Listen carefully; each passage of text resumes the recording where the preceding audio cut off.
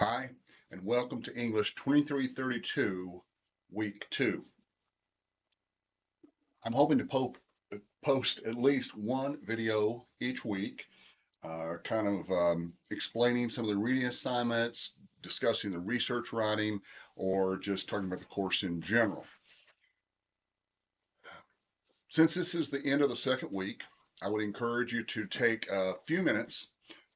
I'm still getting my little studio set up here, but I would encourage you to take a few minutes, go back and review the information from week one, specifically the syllabus and the handouts under the syllabus/welcome module, and kind of refamiliarize yourself with the course. You'll notice that there are just a few basic parts. It's not fancy, it's not an elaborate course, but each week we will have discussion posts. Usually there are two of those. I think we're doing 20 this semester, so there'll be two each week, with a few exceptions. I think when we have um, like research papers do, we'll only have one, or other short weeks we'll only have one, but most weeks we'll have two, and those are almost always due, like all of our out of class assignments, each Sunday before 11:55 p.m.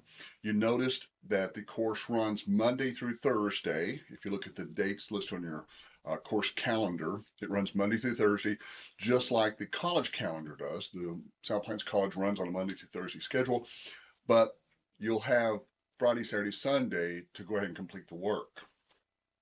Now, um, when you have questions, and you will have questions, remember, we're not using Blackboard Messenger this semester, and it's not very useful to click reply to those emails that come from do not reply at blackboard.com. Instead, start a new email and send it to me. But if you wait till the last minute, um, and try to get an answer on Saturday or Sunday, that's kind of hard to do. I don't generally even check my email on the weekends, so it's better to get an early start on all the assignments.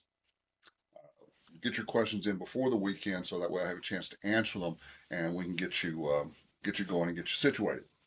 Okay, so back to the first writing assignment. It's not a research paper. There's no research required for this, other than reading the poem Gilgamesh. It's due Sunday, February the 9th, before 11 to 5 p.m.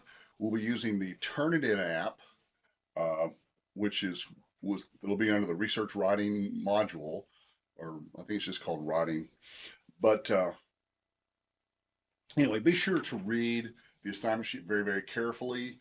It's kind of listed out there for you. And it tells you.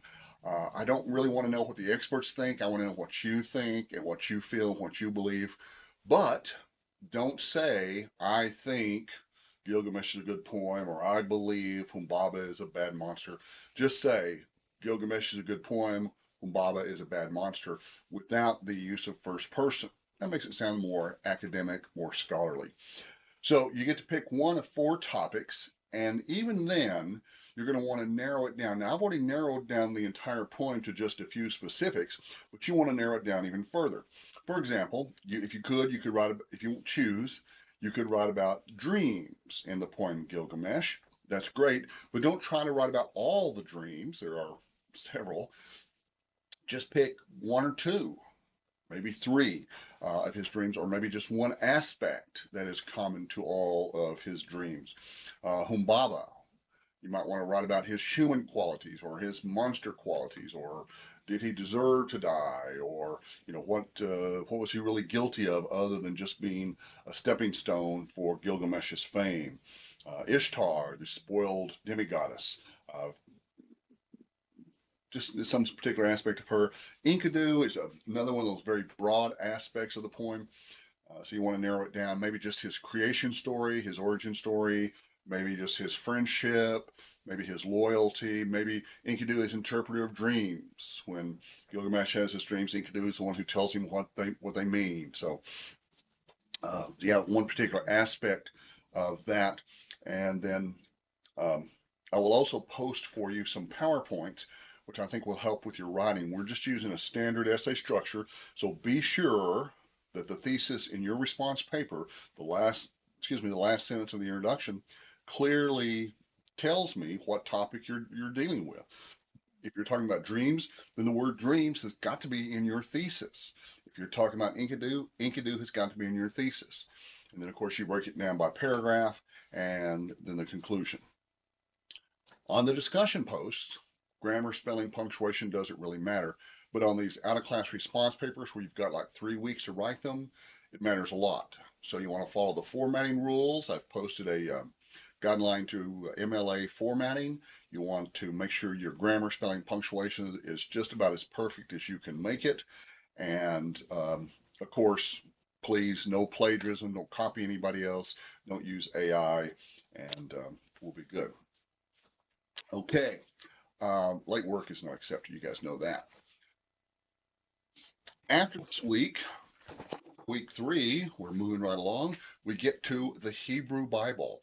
The Hebrew Bible is just another name for the Old Testament. We're only covering just a few parts of it. The Genesis 1 through 4, the book of Job. And Job, I don't know if you've read Job before or not, you probably know the story. But Job itself is a fairly short book. There's only 4 characters in it, 5 characters counting the servant, and then a few of the Psalms.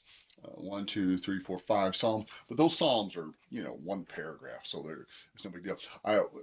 I chose the Psalms to exemplify the different types of Psalms, and you should be able to, once you open the PowerPoint to see what the different types of Psalms are, you should be able to say, yeah, that's a Psalm of lament, yeah, that's a Psalm of praise. They're pretty obvious. Then we start Homer and the Odyssey. This will be a little bit more challenging for you. I think the Odyssey is a wonderful book. It's actually, well, it's really one long book, although it's broken up into different books. We read books 1 through 8 and then books 19 through 24. But the books themselves are really just chapters. And then our first exam, and then Sappho and Sophocles and Oedipus and Plato. And boy, the semester is moving right along. Okay, when you have questions, please let me know. Uh, when you write to me, when you email me, if you'll be as specific as possible, I can get you a good answer more quickly. If you'd like to send a rough draft or an outline of your paper, I'm happy to look at those. But if you just send me your paper and say, what do you think? I'll write back and say, I think this is a good start, or this is a little weak. But if you'll email me your paper or your outline and say, have I successfully answered the research question?